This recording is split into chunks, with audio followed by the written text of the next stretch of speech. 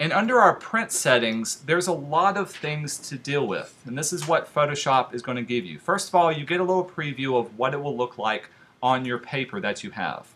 Our printer can handle two different sizes. Right now I've got 17 by 11. 11 by 17 is another common size, but it's a large piece of paper.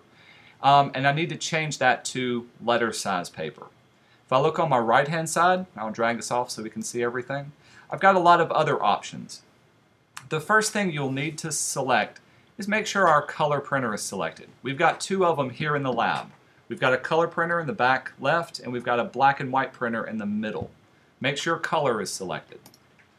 Each one will give you some different options.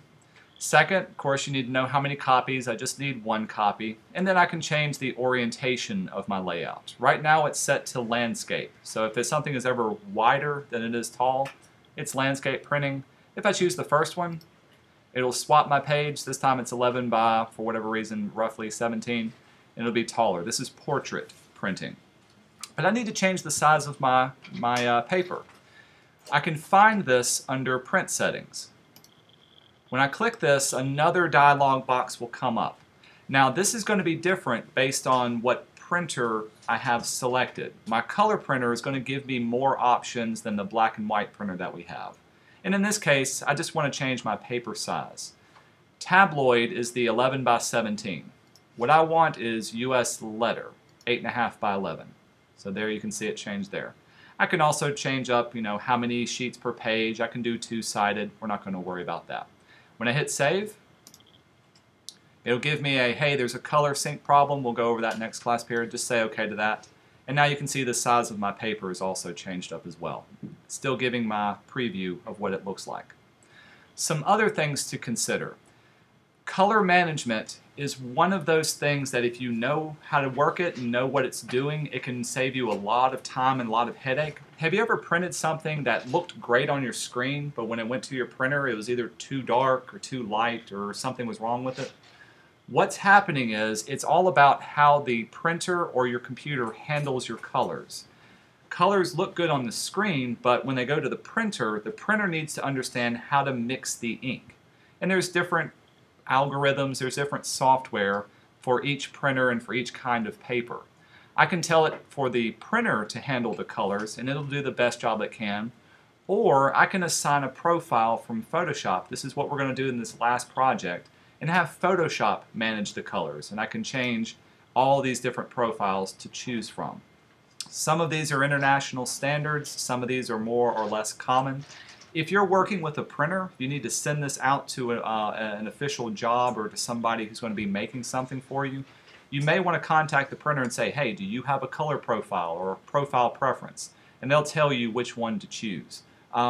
Just kind of for my own work, I know US web coded or sheet fed tends to be two common ones to work with. In my case, I'm just going to let the printer manage the colors. We're going to keep it simple. The final most common thing to consider is the size and the positioning. Right now, it's going to print in the center. It's going to print at 100%. So I can choose this right here. If I needed to scale it down, so let's say I just wanted to proof it and I didn't want to waste all of this ink, I can type in a specific size, so 50%, and you can see it automatically scales it down right here. Or if I wanted it to fill my page, I can always do scale to fit media, and this time it will blow it up as large as possible, in this case over 100%, but it will fill up my entire page that I'm working with. This is another common problem that a lot of people do. They'll go get something printed off and it's supposed to be nice and small, but they have scale to fit on there and it prints off really, really huge. The UPS store, if you ever go to UPS to get something printed, that's a common problem I run into with them. I have to go back there and show them how to do it. I have to do it my way. But that's that. Additionally, you can change the position of it. If I don't want it on the center, I can click and move things around. Additionally, I can click on any of the edges and scale something to a specific position or a specific size as well. That comes in handy every once in a while. Other things, less common used things, are like printer's marks. This will come in handy for our next couple of projects, so I won't get into those as well.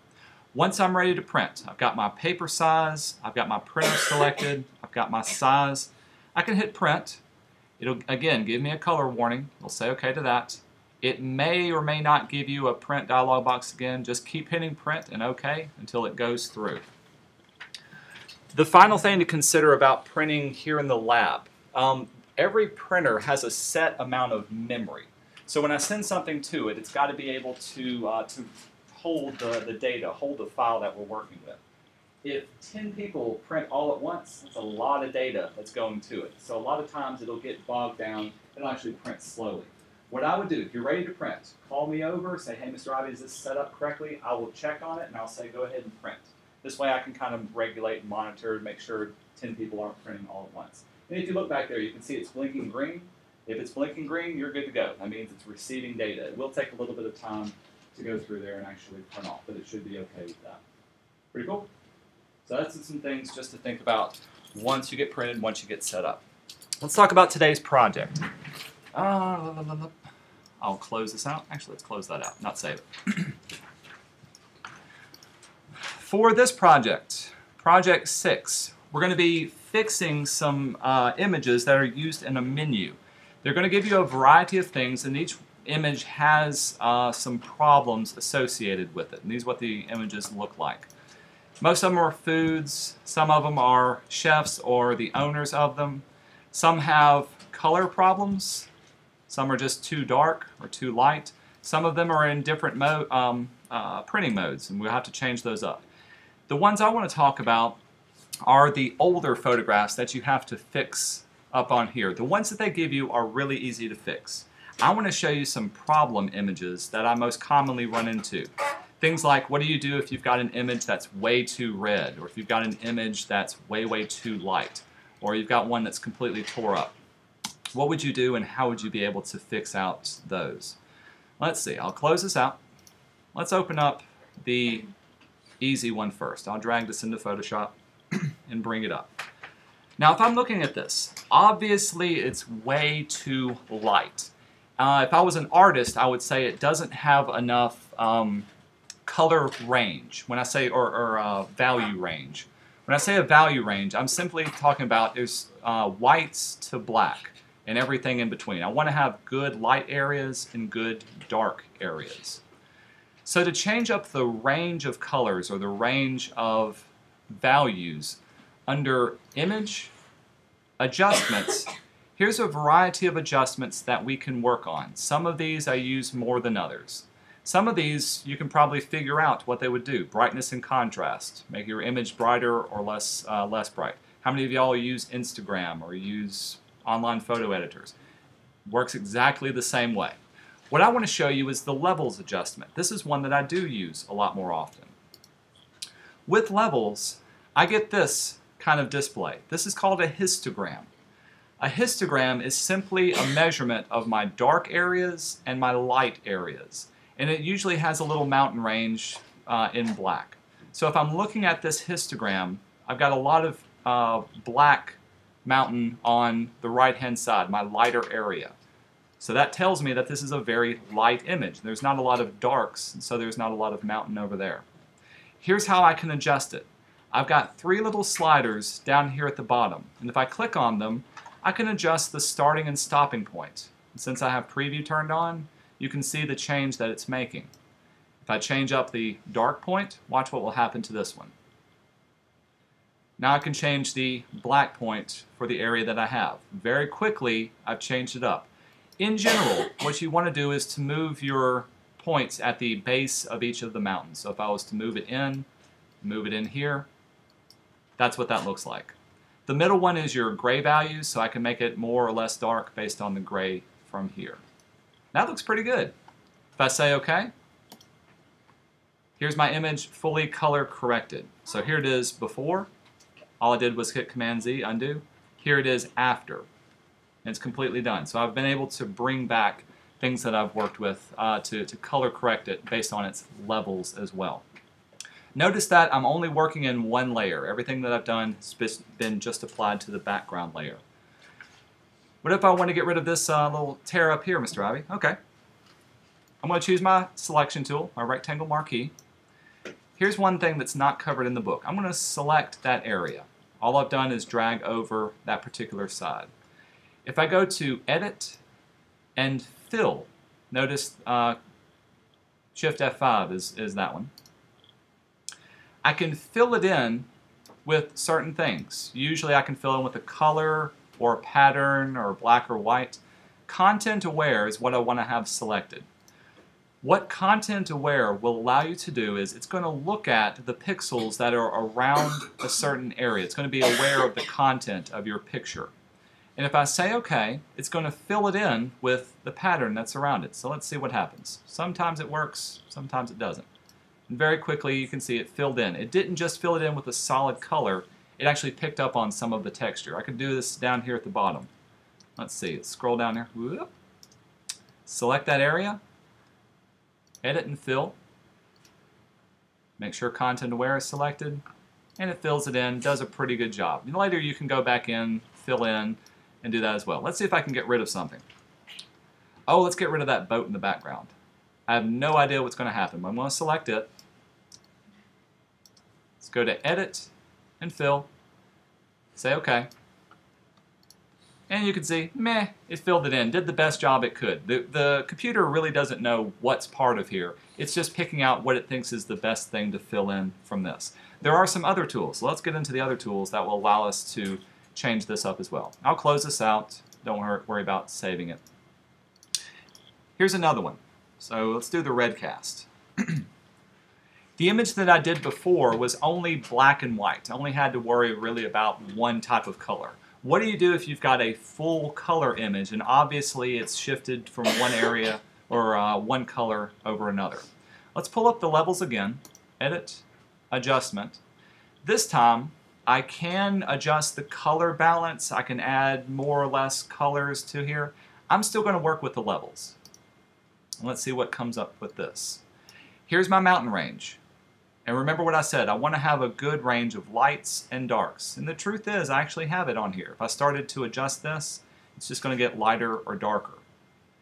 What I want to do is, I only want to select certain channels that I'm working with. And you can see right now I'm working in RGB color mode. Do y'all remember what RGB stood for? Why you use it? Or when you use it? Red, green, blue. Red, green, and blue. Okay. So, and when do we use red, green, and blue? Do y'all remember that part? If you're only getting something that's not printed, only on the screen, your screens use red, green, and blue. But let's choose the red color channel. Aha! Now you can see it's really shifted over to one area. Let's adjust just this one. When I tamper that down, you can see how quickly it brings out other colors. It's picking up more of the green. Let's do the same for the greens. I can adjust that a little bit more, maybe bring that in some. There is more of an art than a science to this. But you can see very, very quickly I've color corrected it. And all I had to do was choose what channel that I was working on. Before, and there's after. Okay, so how can I fix up some of the scratches that are on here? Let's zoom in. Photoshop has some great tools. It actually has too many tools to change up some things. But what I like to use is the Band-Aid tool. It's called the Healing Brush tool. Sometimes you got the Spot Healing Brush tool. And let's see if I remember how to do this correctly. These do work as brushes, so at the very top I can change the size and the hardness of it, even the scaling. Let's make it a very soft edge brush to work with.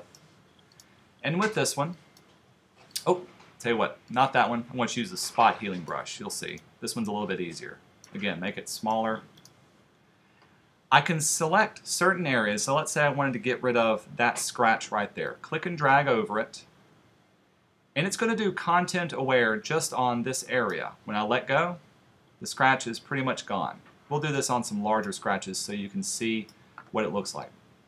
And it'll take several clicks, but very quickly I can heal up this particular area. And I can tell it exactly where I want it to go and how I want to get rid of this one. Even across her face, something as sensitive as that area need to tell it exactly where to go. Instead of selecting the area, doing content aware, I'm just painting it over and masking it out. Let's get a harder one. So I've changed the colors for this one. Looks great. We won't save it. Let's do this family. That one's obviously got some family problems. Drag it into here. Now we've got some scratches.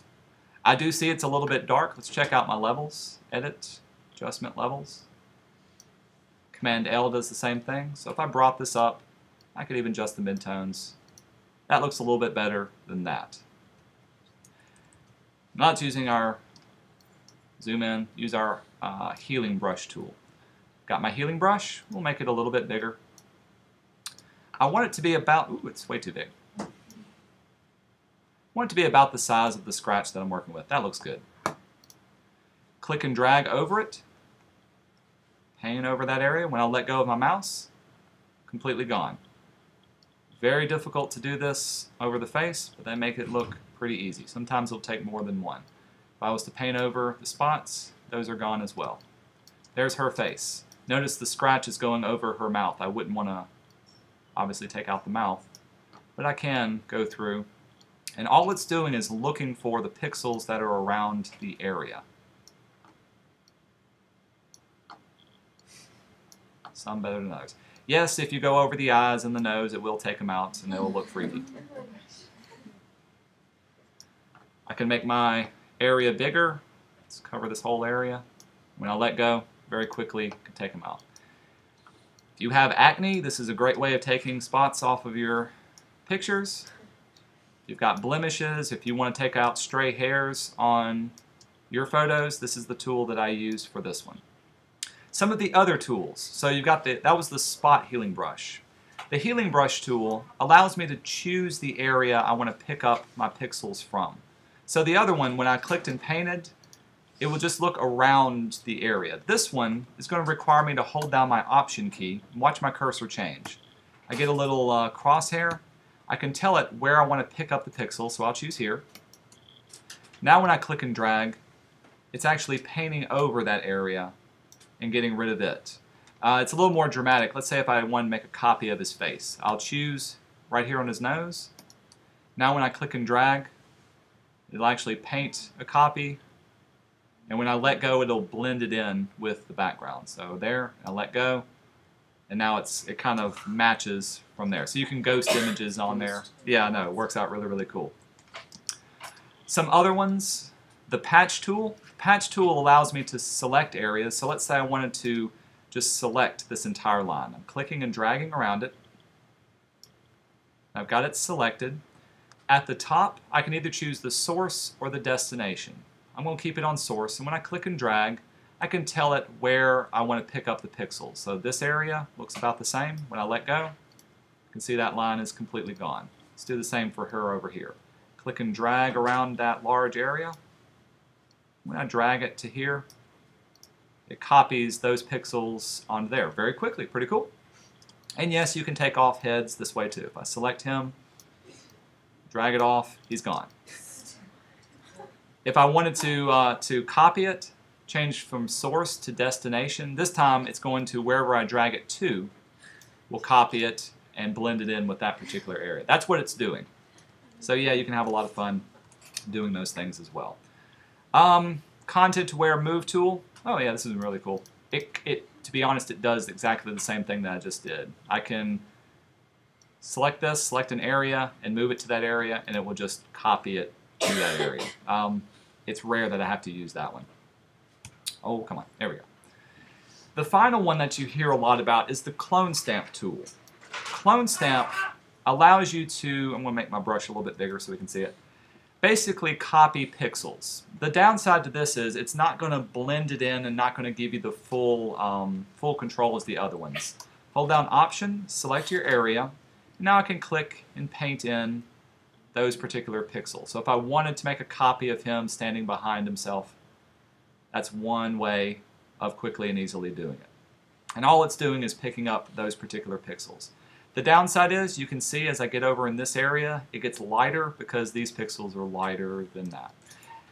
The thing about doing photo retouching is it's more of an art. You use all of these different tools based on the results that you get, and some are used more often than others. The final set of tools I want to show you are these tools right here, Dodge, Burn, and Sponge. Dodge and Burn will allow you to create lighter and darker areas. So think of dodging as it's dodging the light, and this kind of goes back to old school making photographs in a Lightroom. With it selected, Dodge tool, again it works like a brush so I can change the size of it. I've got an exposure value up here at the top, 50% is good. But if I click and drag, no, not too much is happening. Tell you what, let's change it from shadows to midtones. There we go. You can see it's lightening up a certain area. Really ghosting him out. If I was a professional photographer, areas that I would want to lighten up are usually your cheekbones or your forehead, or the tip of your nose, any area where light is needs more highlight or directly hitting. If I wanted to make an area darker, or I'll tell you what, let me change the exposure first. If I really bring it up within one click, it gets it very, very white very quickly. And if I keep overdoing it, it does become Casper. You lose those pixels, it becomes too much. So keep your exposure usually pretty low, and you build up the lightness that you want. If I do want to make it darker, this is where the burn tool comes in. With burn, I've got the same settings. I can change the size of my brush, exposure, let's choose her. I can make shadows look a lot darker. Usually shadows on a face you want to get underneath the underneath your chin, underneath the nose, underneath the eyes. I'm doing a horrible job with this, but that's just to show you what you can do with it. Dodge and burn allow you to make it lighter and darker. The sponge tool allows you to work with color, to saturate the color or desaturate it. Since this is a black and white image, we're really not going to see a lot of color change, but let's do saturate. Let's see if I can bring up some of the colors that are on here. Click and drag, you can see, yeah, it's obviously a little bit green. Now I'm making it super saturated green. It's very rare that I have to use this one, but that's what that's doing as well. Just to be aware of both of those. Cool? Okay. If you want to practice these, I'm giving this to you not as a grade or as a bonus, but as practice. I did put photo restoration practice files at the bottom of Project 6. They're very fun. There's the kind of thing that if you want to do this for your family, or if you wanted to do this just on your own, those are the kind of tools that are used most commonly by photographic professionals. Cool? Okay, I'll turn it over to y'all, let y'all spend the rest of the time finishing everything up.